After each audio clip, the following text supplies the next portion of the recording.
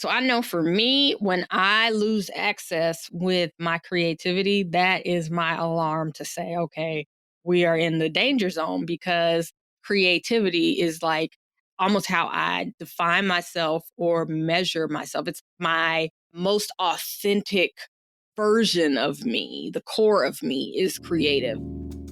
In a world where the recruitment of Black educators dominates headlines, one question remains: where are the conversations with folks who are leaving education? Introducing The Exit Interview, a podcast dedicated to archiving the untold stories of Black folks who have departed from traditional education spaces. I'm Dr. Asia Lyons, and I'm embarking on a mission alongside my esteemed guests. Together, we shed light on the challenges, triumphs, and experiences of Black educators, aiming to inform and empower communities invested in understanding the crucial issue of retention in education. Welcome to The Exit Interview, a podcast for Black educators. All right, folks, welcome back to The Exit Interview, a podcast for Black educators with me, your host, Dr. Asia. It's good to be with you all. We have another fantastic guest. I know you all are tired of hearing me say that, but we have fantastic guests. So today we have Amanda Miller Littlejohn, who I just want to say before I read her bio, I met through Octavia Rahim, who was on the show a while back. So anybody who is a friend of Octavia is a friend of mine. So excited for this conversation. But Amanda Miller Littlejohn writes and speaks about burnout, our relationship to work, and how to find alignment at work and in life. She's a sought-after executive coach and brand strategist whose clients span the globe from San Francisco to Singapore. She is passionate about helping high achievers make themselves and their work visible in the digital age. Amanda is the author of Package Your Genius, 5 Steps to Build Your Most Powerful Personal Brand, PYG Books 2018, and most recently, The Rest Revolution, How to Reclaim Your Rhythm and Conquer Burnout When Overworking Has Become the Norm, Wiley 2024. An accomplished freelance journalist, Amanda is a 24/25 Rosalind Carter Mental Health Journalism Fellow. Her writing has appeared in the Washington Post, Los Angeles Times, and Forbes. It explores the mental health challenges and opportunities of high-achieving midlife professionals. Welcome to the show, Amanda. Thank you, Dr. Asia. So excited to be here with you.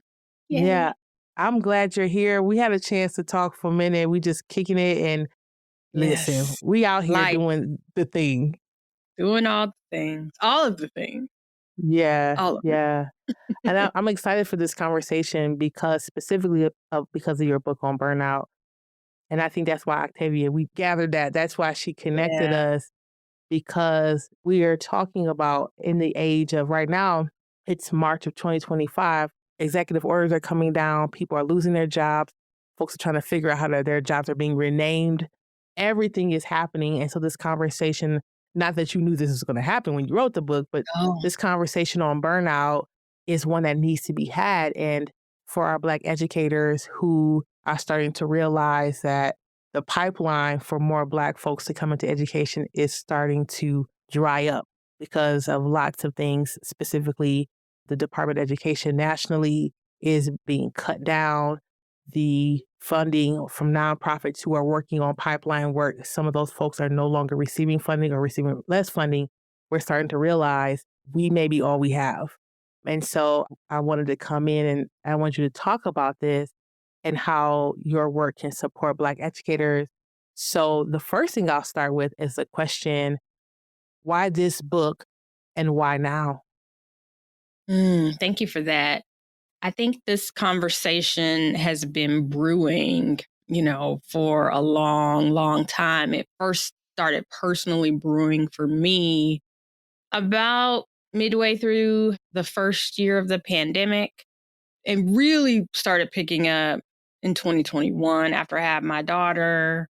And I was looking for ways to front burner my joy, which is something that I talk about in the Rest Revolution. And that essentially means getting back to the things that uniquely energize and add energy to you, but they typically aren't things that make money or are seen as productive or useful to society or to the world. We live in this world where every single thing is supposed to generate money or productivity in Yeah. some way. Yeah, yeah, And yeah. it's like, if you're not using your time on that, then what are you doing? And so what I was missing was my own personal source of fuel, which is writing and sharing my words and my voice. And so I was looking for a story to tell. I was working with my coaching clients, and that was going great.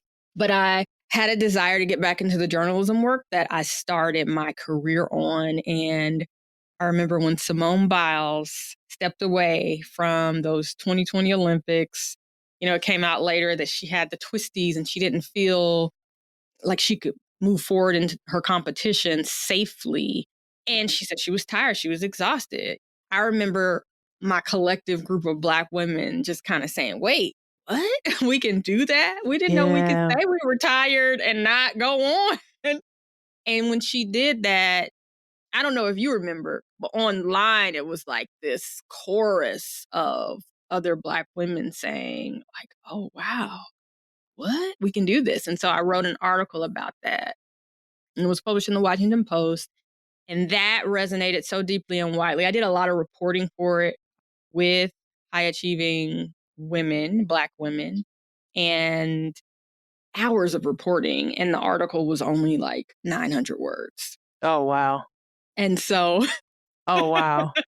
I was like, there's more to this story and I For want to sure. pursue more. And so that was kind of the low key, the genesis of the book.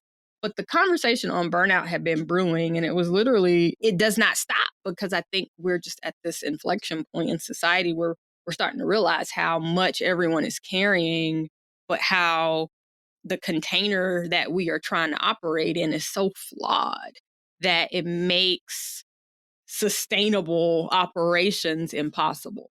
It makes it impossible, sustainable operations. Mhm. That's so true.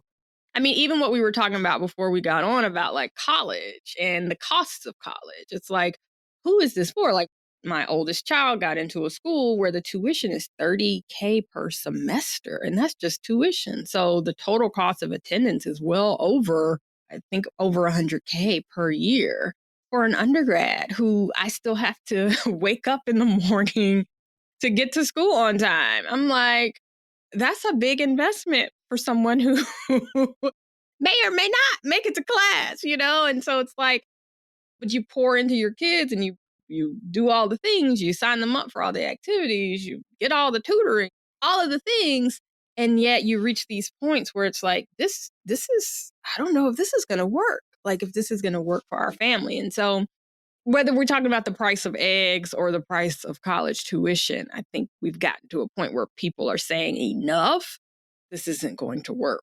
Yeah, I definitely feel that more and more these days. That in my Instagram community, folks I talk to in real life here in Aurora are feeling this, what used to make sense, what used to be the next step, the next best step, or what our society said was the right thing to do is just not making sense anymore. And so many Mhm. people are pretending like it does make sense. We'll just push past this. It's like, no, we do have to pause for $30,000 per semester. We do have I to got to pause. pause on that. Yeah, and when you said that the first time when we were talking, I'm thinking 30, 60, 90, 120, it just keeps going and going on top of, like you said, we're not talking about room and board, but there's still an expectation that folks go to college and not just go to undergrad now because it's starting to seem undergrad's not enough, though it should be. And so that's a real thing. In that same vein, just thinking about college, thinking about overachieving, thinking about all those things, you work closely with high achieving professionals who experience burnout. And so we love to hear more about that. And then how do you define burnout? Before I jump in, that you said something that was so good that I have to piggyback on people who are realizing that the container's not operating in this container is not sustainable. Like, we should just push ourselves a little bit harder to make it work. I think that's something that Black women have historically done. Like, we've always known how to like tap into that extra whatever, Mhm. pull out a little more Yeah. energy, a little more time, a little more Yeah. strength. And I think that, talking about the genesis of the book, that was my personal experience. I've always had a little more in the tank. Like, I've always known, like, oh, I can if I have to, right? Like I can Yeah. pull a little bit more. It's a corner of energy over there A few somewhere. I can drops. burn this midnight oil. I can pull an all nighter, whatever. And during the pandemic, I hit that wall. I didn't know I had a wall, and I hit it.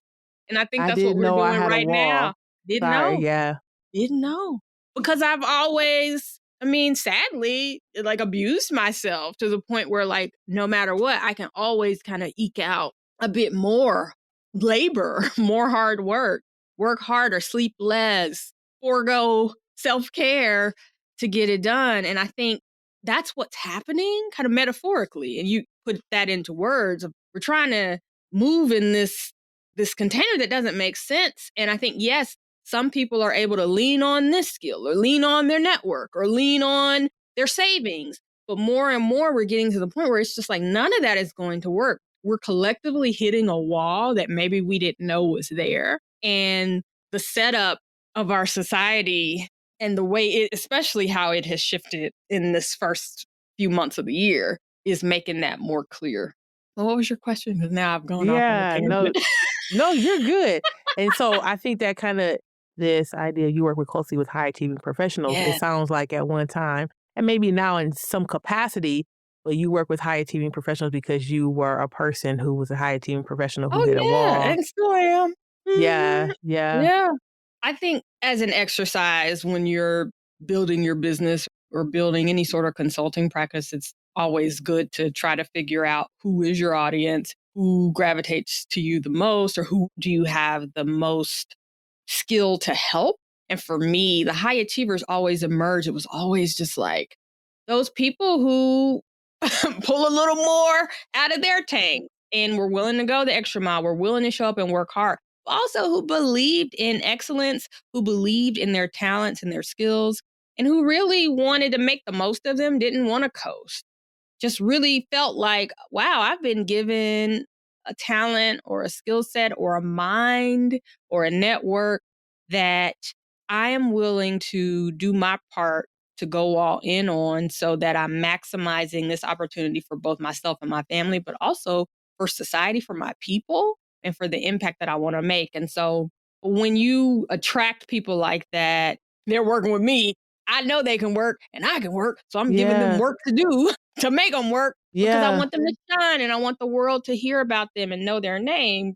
All of that is a recipe for burnout because, especially when you don't know your limits yet, if you have not been in a situation where you have run out of road and seen, oh, I can't work for 2 days without sleep or meals, or yeah, whatever the or case may drinking be. water.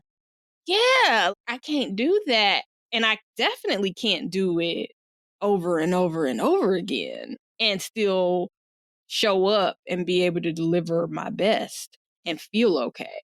And so, yeah, I think the type of person I am and the type of leaders I attract, the burnout conversation just really becomes inevitable Yeah. because we've been groomed to overachieve, as one of my clients would say, right? We know how to boss up and get it done. But when you do that again and again and again, it takes a toll. While you're talking, the thing that came up to my mind, I don't know if it's a question for us to necessarily answer right now, but I think will excellence, and specifically for Black women, will Black excellence save us? Mm-mm. No, No. it will not. And so that again is why this rest conversation is so important.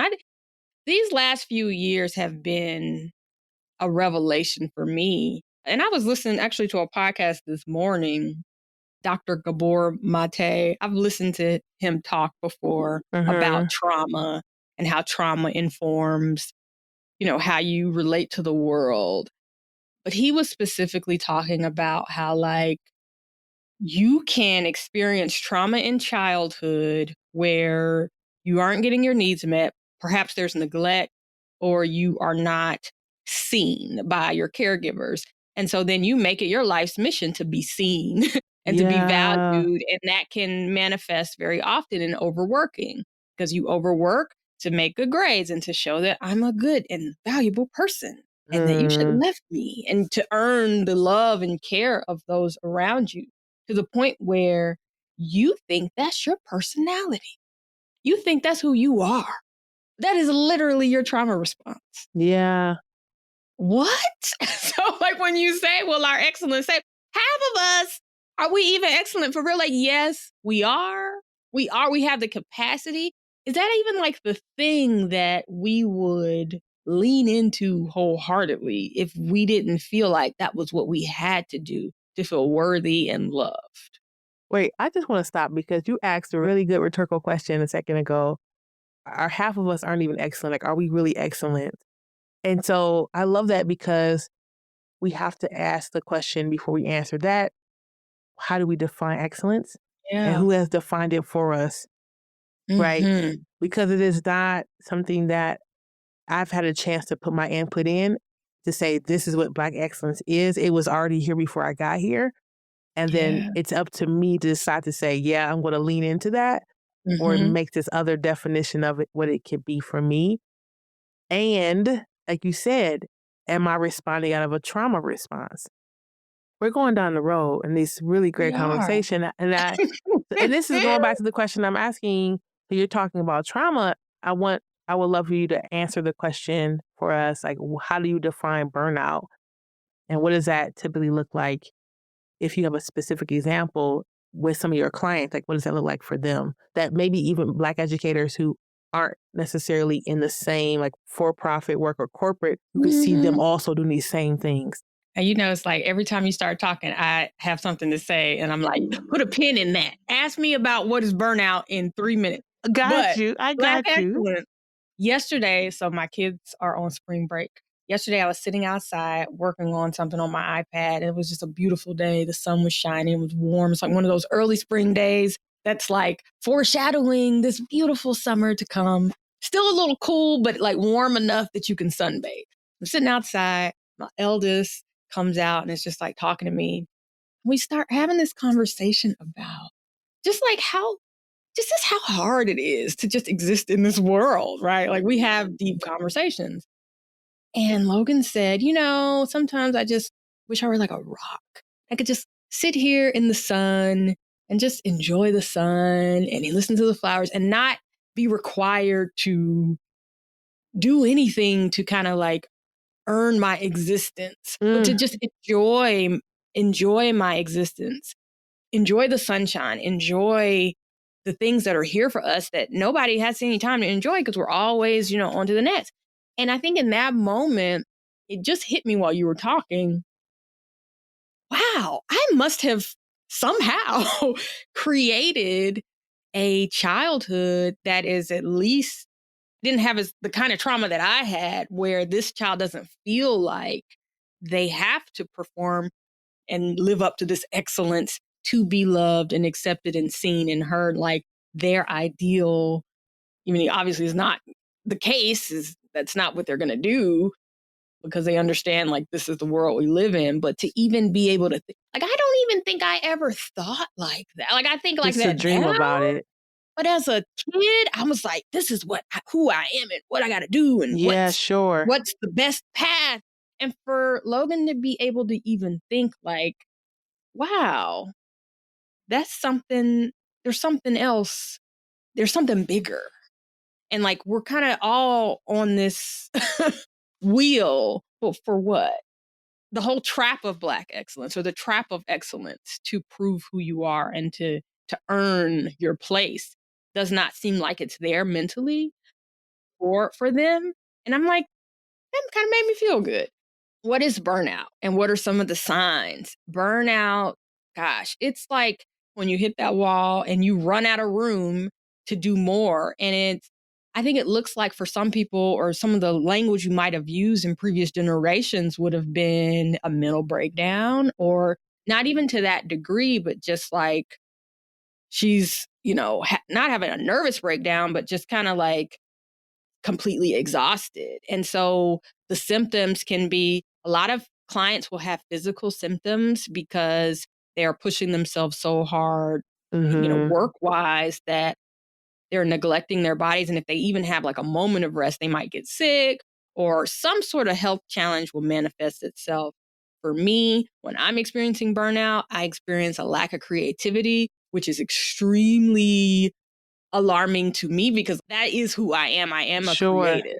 And so Yes. to lose access with that core of my self, my personhood is like, oh, okay, we in some dangerous waters. And so I would say to people, whatever it is that makes you feel like you and tells you this is who I am, when you can't access that, that is kind of when we are in that danger zone.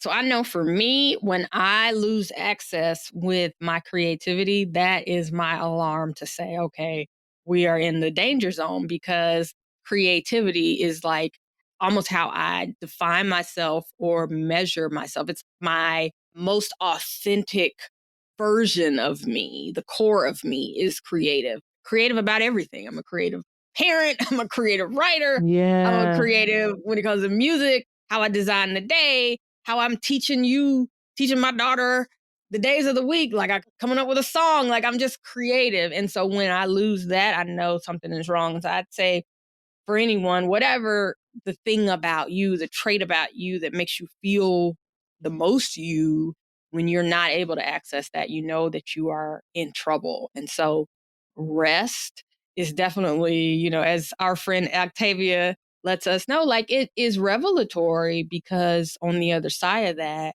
we get answers and we get clarity and we can come back to ourselves. Yeah. It's interesting that you said that you know that you're experiencing burnout when you have this lack of creativity. And in order for you to know that, the traits about you that are the most you kind of go to the background and the back burner, they disappear. They're still there, but they're kind of buried. That would mean that folks would have to know the traits that make them the most them. Like have to have a Mm, place of like, I know who I am and have yeah. studied themselves enough to say, I Mhm. know who I am. And without anything else around me, without the influence of any other person, in order to even have that beacon go off to say, I'm burnt out. And I wonder how many folks even understand and know themselves. Well, that's a big, huge part of my work. Like, Talk about that, honestly, please. yeah, any client I engage with, it starts with a deep dive, self inquiry. I mean, it's almost, I was telling someone the other day because they were talking about doing assessments, like career assessments or personality assessments. I told them I'm like a human assessment. So, like, when I work with people, I become their assessment because I'm pulling out. I have a ton of questions that I ask to get to the heart of whatever your patterns been throughout your whole life and what typically energizes you, what drains you, what turns you on, what turns you off, who you like being around, who typically gets your juices flowing and gets your ideas going, who kind of makes you feel unsafe and makes you feel like you need to retract or recoil. And so I personally believe that self knowledge, self discovery, radical self discovery is the key to everything. Because when you Yeah. know what drives you, you also know what drains you, and you can understand what you need to be doing so that you can live in alignment. A lot of the people that come to me are out of alignment, and misalignment leads to burnout. But also, when you're out of alignment career wise, you are typically doing work that other people think is impressive or the world is giving you accolades for, but it just something about it is off. You feel unfulfilled in some way. There's something missing. And so when you are kind of going against your own natural inclinations or the truth of who you are enough, it kind of creates this friction that over time can exhaust you and lead you to burnout. But I like starting with that self discovery because it can help us figure out, are you doing the work that you're meant to be doing? Is there another area that you should be pivoting towards? Are you being called to something that you have ignored and that you're not allowing yourself to explore because there is probably some untapped energy in that exploration that you're not allowing yourself to do? It's unfortunate because I feel like, and you can speak to this as an educator, being in the education space, I have always lamented how we teach our kids so many things. but we don't teach them how to understand themselves. We don't teach them how Yeah. to know their strengths and really see themselves outside of like this assembly line of we are all the same, we're all learning the same things, we're all kind of getting molded the same way. And I know that a lot of that is standardization, the standardization of education, like it's anti-personalization, but we need, I mean, especially for the times that we're moving in, I think we need to know ourselves now even more. Folks who, youth, adults who do understand themselves are on that journey. It definitely is not in the school building. Mm-mm. It's Nope. definitely on their own time and different conversations outside of the workplace for some people and for school, the schoolhouse for other people. And so on that same note, thinking about, we're obviously not talking about forms of trauma when we talk about educators and the support that they need. And you talk about burnout and trauma as two different things. Is that correct? Yes, for sure. Yes, that seems clear to me, but I want the audience to understand that these aren't the same. But for folks who are experiencing burnout, what are some steps that you would think would be helpful for them to come back from that burnout, to start to feel refreshed and renewed in their spirits? As many as you could share, because I know that our audience Yeah. is mostly in education and folks may be thinking about leaving, may want to stay and make it a career. They're in different parts of their lives. And also, we're talking to allies who are not Black educators, but want to support their educators in these Hmm. schools.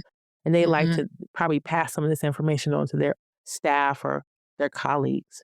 I think the first thing that you have to address is it's almost like triage, right? If you go into Yeah. a hospital and you have a gunshot wound and you're bleeding out, they're going to address that first. Like they've got to stop the bleeding. And I think in terms of stopping the bleeding of burnout, you really need an extended period of rest. And so to the point that you can take a sabbatical, highly recommend that. Like the more time that you can get away from your routine to reset your nervous system and to reset your routine and change some of your habits, the better. I know that's not accessible or realistic for everyone, but I think if you can even take a week or two just to kind of do the triage, just try to patch yourself up. But in the interim, aside from simply resting, whatever that looks like for you, like for some people it's sleeping, for some people it's creativity. Like I think there's different ways to rest. You really do have to address what isn't working, what's out of alignment in your life to the degree that you can, so that you can make changes so that you don't just end up back in the same place. So I'll give you an example. I was working with a young lady a few months ago who was recently laid off, and she took advantage of I was doing this series for February where I was working with people to just find clarity and alignment one on one. So we do a session and just kind of figure out, well, what is your plan? Let's get clear on what are you trying to Yeah. do and let's move forward. So we had the session and I remember, she's saying, okay, I have some runway, I have some time. I want to start looking for another job. I want to start maybe looking for an executive director or a CEO role. And we kind of got to the root of, well, why do you want that role? And it was really because of some of the trauma that existed in the previous roles where she was kind of supporting and doing the work of the leader, but not getting the shine. Hmm. Now, in the background, she has some chronic health issues that really make it difficult for her to work in an office environment. So it's like, and her chronic health issues, as many of them are, it's exacerbated by stress. Sure. So she's putting herself in these work situations that are extremely stressful, aggravating her health condition. And then she's having to take off months, like a lot of time, because she physically can't show up to work. And so between managing this health issue, managing the demanding work schedule, she didn't really have much else going on. No social life, no love life, family life, really nothing outside of work. And she was coming to me for help to chart out a plan for more work. And when she was honest about the things that she wanted, she said she wanted a relationship, a partner. She eventually wanted to have a family. She was getting older. She would like to have Mm-hmm. children. She would like to have time to be able to go to yoga once a week or twice a week. She would like to be able to take a 30-minute lunch, or like some of the things she was saying, they were so small, like they weren't big ask. Well, the marriage and kids, that's not small, but in terms of like what would a good working environment look Mm-hmm. like, it was just really basic stuff. But towards the end of the session, I told her that we cannot design a plan for you to tackle the next phase of your career until you triage your life. You got to get your health under control. You can't back burner that. You know what I Yeah. mean? You can't just say, all right, let me get this job and then I'll do. No, because you are literally, your body is rebelling against these stressful situations Mm-hmm. that you're putting it Mm-hmm. in. So you have some time right now off work, get your health together. Start doing the things that, like, in an ideal world, you would do for yourself. You get out, you take a walk, you be in the sunshine for at least an hour every day. You go to yoga twice a week. Do that. Put that on the calendar. You would meet up with friends. You'd have coffee or lunch maybe twice a week to just kind of start rebuilding those connections that have fallen by the wayside because you've spent every waking minute in work or being sick. You might make a plan to date or reconnect with old friends, but like start getting the infrastructure of a healthy life in place. Because honestly, I told her, it's like, I don't even know who you really are because you ain't even you. You're like a Yeah. skeleton. Yes. So until you get some meat on your bones and you're like, you can think clearly from a healthy place, we can't move forward with planning about your career because you're not even you right now. You're like falling apart. And she was just like, And so honestly, I was like, I hope that she found that helpful and I hope she took the advice. I heard back from her recently. She was just like, oh my God, I've been doing everything. She put herself on a little plan like we identified during our session, and she's feeling so much better. And so I feel like now she can think clearly about, like, well, what does business look like? What does career look like? Mm-hmm. She can set goals that are coming from a place of clarity and health versus let me over index on work because work is the only thing in my life that brings me any sense of Mm-hmm. satisfaction or sense of value that I'm contributing anything else to in the world. And I told her the reason why you're putting all your chips on work is because you've always put all your chips on work. So work is the only card you have to play. You haven't developed anything outside of work Yeah. to even be able to say, you know what, I'd rather do this or I'd rather do that. Work is all you know. So, what would happen if you were intentional about developing those other parts of yourself and those other areas of your life? What would you want then? Like, what would your decisions look like then, coming from a place of, I have friendships that I have to prioritize. I have a love life. I have a child. I have a family. I'm a part of a community. I can't work 15 hours a day. I have people I'm there for and who are there for me. I have hobbies that I'm invested in. I have to make sure I get to yoga. Well, I got to have time to cook my vegetables. You know what I Yeah. mean? No, Like, that makes sense. so I don't even know what the question No, was, I but mean the question what you're answering is really right on is like what can educators, Black educators who are experiencing burnout do? And that it goes back to what you you got to said. Yeah, it realign. goes back to your work is not everything. And I think that It's for so not. many of us, we went through high school, college, elementary school, and the whole focus is to go to work. And so when the Yep. work is finally here, we make it everything because we've been in school for so long to do that thing, so many hours per day. And you're saying, which I agree with, Yep. is there is more to this life than a classroom or a principal's office or the next step that I'm quoting here that makes it the dean role or so on and so forth. And we have to take time to understand who we are and those and what's more important than the work. Who we are and what we need. Yeah. It's like, as you were describing that pipeline, right? Elementary school, make honor roll, make principal Yeah. this, and then high school, get into college, get a scholarship, get a full ride.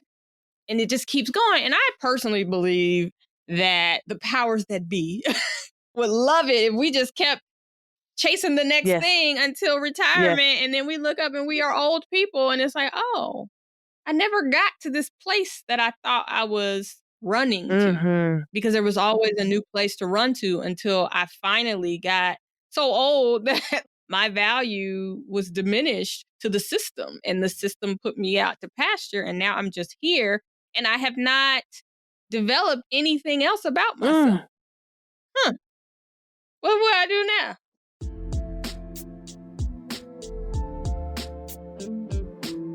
We're living in a world where our children and their lived experiences are being erased. And I think that it's really important that as parents, as folks who are taking care of children, think deeply about where we send our children to school. If you have a child who is entering kindergarten through 8th grade next year, you need to check out St. Elizabeth Episcopal School on the old Johnson & Wells campus in Denver. It's an intentionally inclusive school. They have social justice as a class starting in 4th grade, mandatory. My daughter's been going there since 4th grade. She's a 6th grader now and loves it. She loves her friend groups, her after school programs. She loves that her teachers and the faculty at St. E's are diverse, and it's a great place to belong. So if you're in the Denver metro area, you're thinking about moving your child to a different school and you want something that really amplifies justice, that amplifies seeing the whole child and is a diverse school, you need to check out St. E's. Tell them Dr. Asia sent you.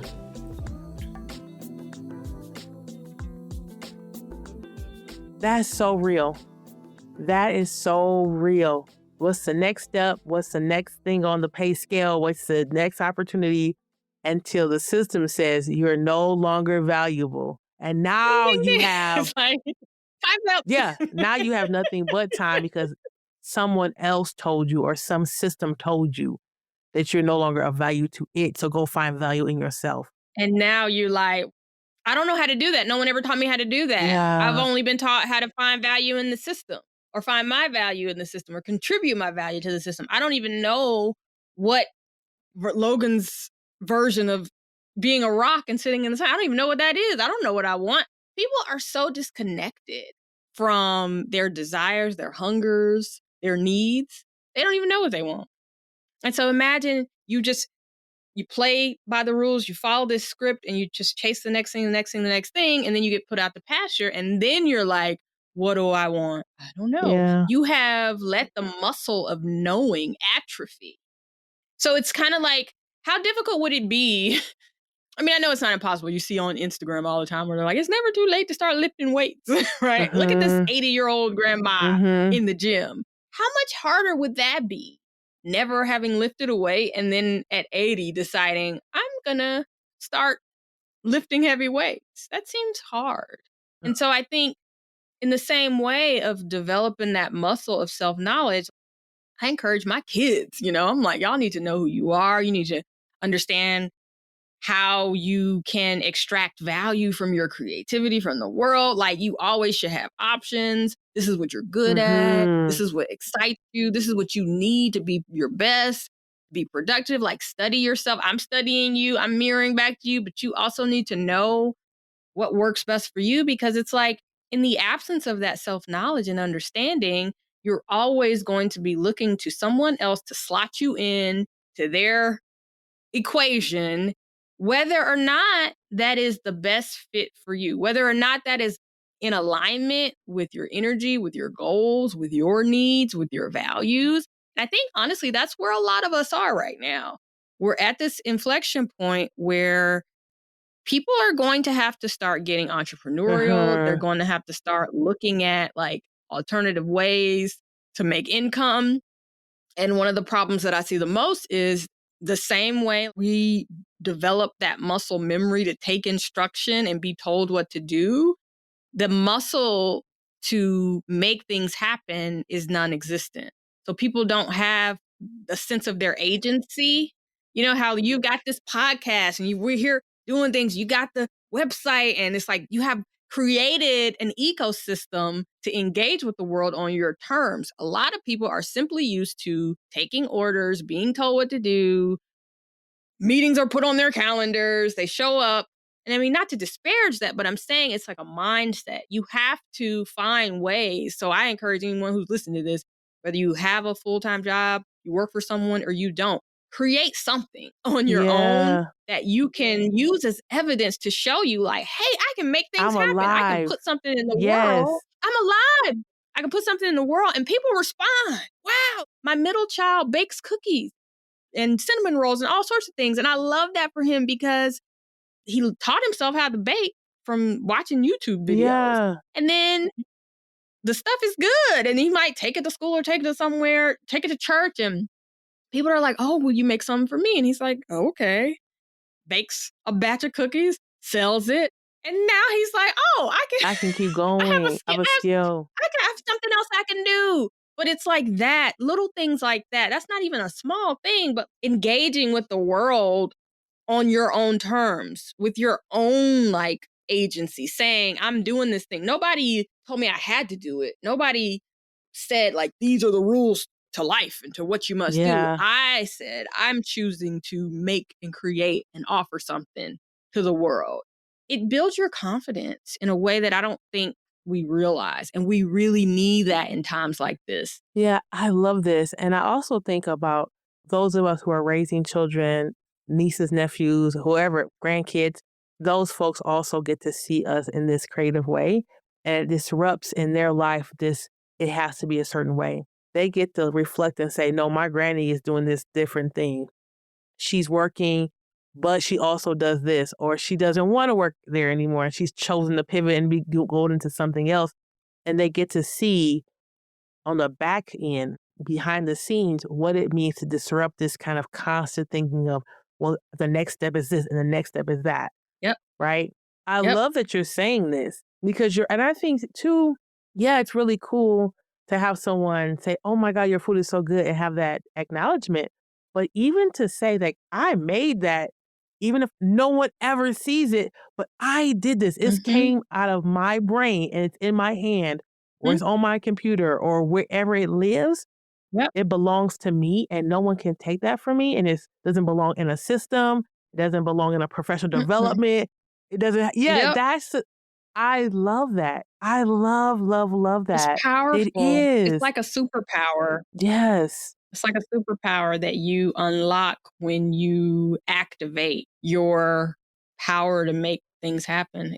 I've been pondering this a lot because I think a lot about what is here, what is coming, what is necessary, what's needed for the moment to meet this moment, what my kids need to be doing or planning for in terms of the future, and just like who's going to survive, Mm-hmm. the next what have you. And I think it really is people who are building this muscle. And I even for myself, I'm like, okay, I need to ramp it up. I need to literally. I was thinking of this morning, actually.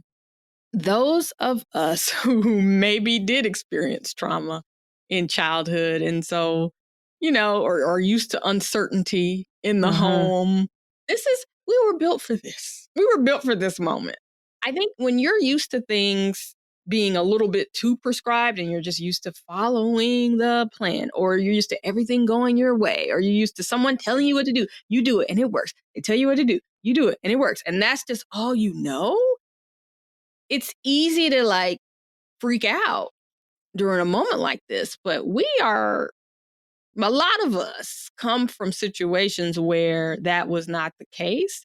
And so this is something I was just reminding myself of recently. It's like, you were formed in uncertainty. Mm-hmm.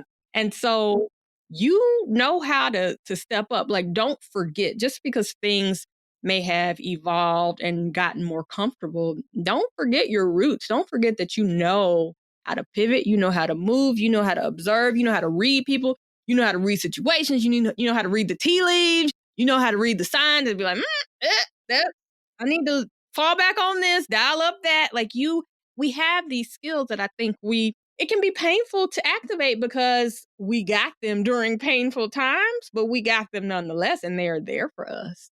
And so that's another piece I think that we are a lot more powerful than we realize. And we may have to dig in the crates and go back to some memories and previous versions of ourselves that were able to push through and make things happen. But at least we have that to access. Yeah, that's right. That's right. And in all the work that you're talking about, and really this chance for us to step back and to move slowly and deeply and think about who we are and why that matters Mm. and create and to just be in the sun and to be a rock and to and Yeah. all that. What do you see the role of community and collective care playing in this, like this journey to discover oneself, rediscover oneself, or continually reiterating that discovery? I think the community and the collective is a huge piece that has been neglected, for most people who are most people, period, but especially people in burnout. Like, that's one of the realignments that I write about in the Rest Revolution, restoring your connection to community and your connections with other people, your energy generating relationship, because so much of what ails us, aside from us needing to activate our agency and our ability to make things happen, we also have to activate the support that is available to us Mhm. from our communities. I've heard a lot about, like, we heal in community. I know for me, the best healing that I've done has been through relationships with other people. And one of the biggest things that I'm learning to do is to ask for help, to lean on support. I mean, even for this book, candidly, my book came out and my grandmother passed away on the same day. Mm. And so the months leading up to the book's release, like all of that kind of anticipation and building up, it kind of just fell flat on release day because I was then just plunged into grief. And my community, my network has really been the reason why this message has reached as many people as it has. It's the reason we're here today, Yeah, right? that's right. Someone connected us. Octavia Rahim connected you and I, and now we're on this podcast. And that is almost every example of the opportunities to share this message in the last few months have come from community and have come from people saying, hey, have you met Amanda? Or let me tell you about this new book. Let me tell you about this amazing woman that you need to know, or the two of you could make some magic together. And so just imagine if every week we are sending emails like that of introduction Yeah. to people who can come together and build community. Every single week we do that. And every single week someone's doing it on our behalf. Just imagine like the ripple effects of that. I think that is so incredibly powerful. I think that's another form of wealth that we don't recognize that we have, because whenever things are dire, if you literally just get on a Zoom with 5 people in your network or even 10 people in your network, by the end of those conversations, somebody knows something. Yes, Like, exactly somebody right. got a line to somebody who's hiring, somebody who needs a consultant, somebody who needs a podcast, somebody who needs a speaker and they gonna pay. Like, whatever we need is in community. And so I think that's another thing that we've got to do. And I try to instill this in my kids as well, is as you connect, as you meet people on your academic journey and on your like volunteer extracurricular journey, connect with these people, set up your LinkedIn profile, connect with them, Yeah. and just try to stay in touch and in good grade. Because that's your wealth, to be able to send a note or to make a call and say, hey, do you know anything about this opportunity? Can you write me a Yes, recommendation that's letter? exactly right. You have any ideas for what I should do? I just sent an email out like that yesterday to the head of an organization where Logan has been like a student leader. It's an environmental organization. I said, hey, do you know of any scholarships geared towards students of the environment, environmentalists, and sustainability minded students? Do you know of any summer jobs? Like, what do you know? So I think that's something that if you're not accessing it more, you should. Just like my client that I mentioned, I told her, I was like, in addition to your health, you have got to restore your connections with people, because all your balls are in the court of work. You have mentally put yourself there, but you know people. You just got to reactivate those relationships and remind people that you're here, of what you're interested in, of what you want to do, so that they know how to support you. And too many of us neglect that part, and not because we just want to neglect it and we don't like our relationships. But remember, if it's not making money and if it's not deemed productive, we feel like it's a waste of time because we can't afford to take time away from the tasks that are generating revenue or deemed important by whoever is cutting our check. It's a shame because there's so much on the other side of that connection.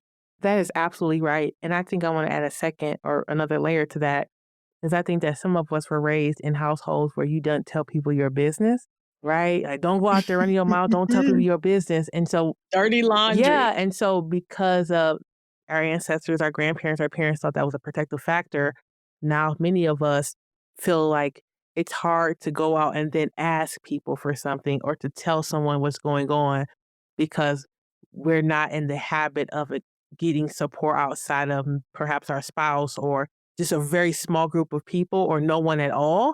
And so we have to also contend with that. What are they going to say? Yeah. What if they might tell somebody, I don't want everybody to know. And those really the chattering of our ancestors, many of us who tried to protect us, but it's not serving us now. And so like, how do we quiet that chatter Mm. so that we can, like you just said, restore your connections with people in community? And we can only do that if we sit and understand ourselves and where that comes Mhm, from, mhm, right? Whether that be, like you said, mhm. just because of work, or it's because of histories and A lack of community trust. or lack of trust or a combination of both. So I'm so glad that you shared that. Thank you. Yeah. Yeah, of course. I think that I have two questions, and these are the questions I typically ask everyone, whether they were in education or like you, Mm. serving communities in different ways. The first question is there a Black educator that you would like to shout out? When I saw that question, I was like, "Oh, can I say it without crying?" That's so real. Yes, That's so real. I would like to shout out my late grandmother, Etheldra K. Miller, who was a third grade teacher in the Emmanuel County school systems in Emmanuel County, Georgia. But she was a lifelong educator and lover of children.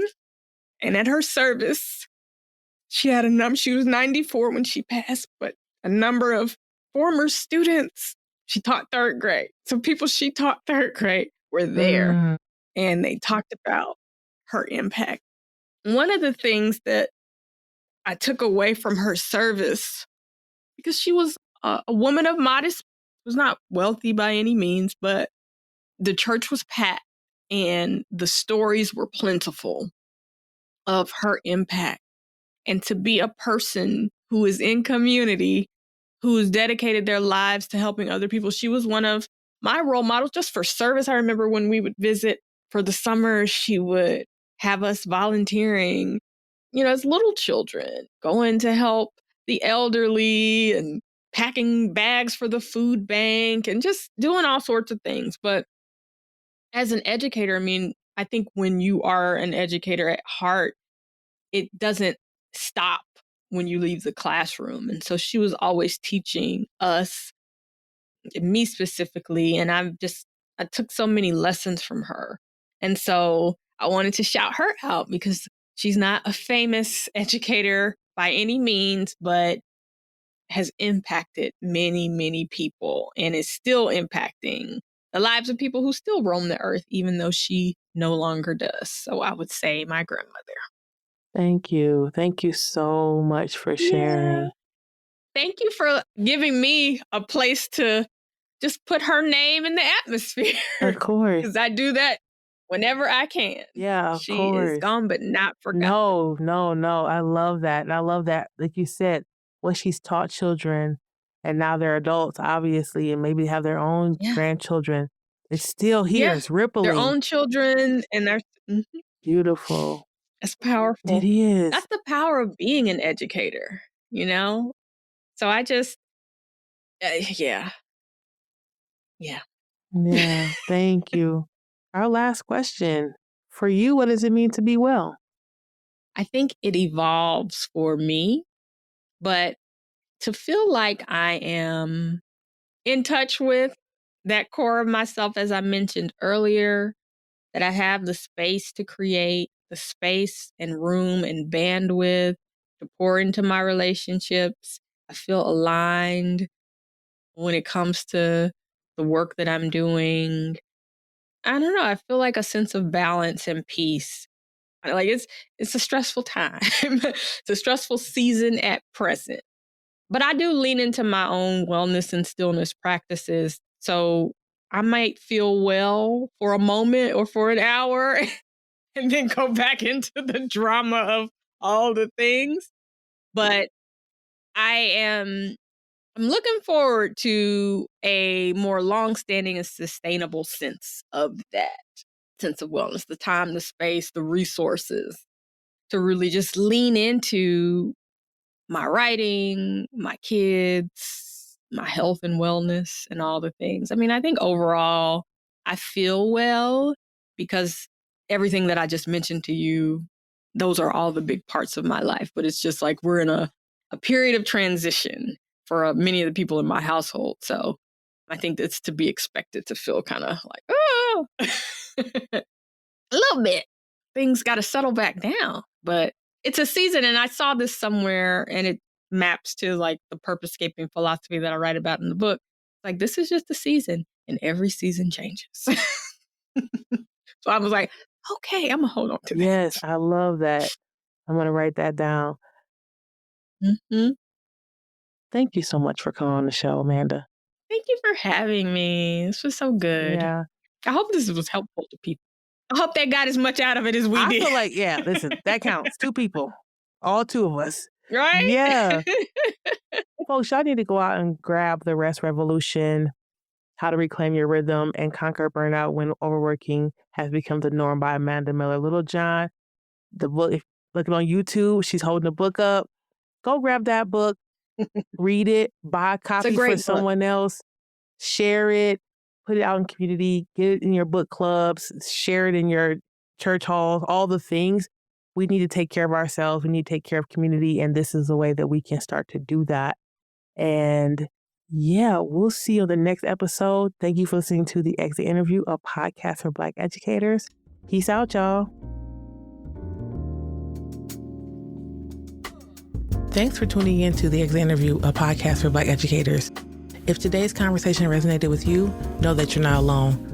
Through Alliance Educational Consulting, we work to support Black educators in navigating racial battle fatigue, reclaiming their wellness, and building community-centered solutions that sustain us in and beyond the classroom.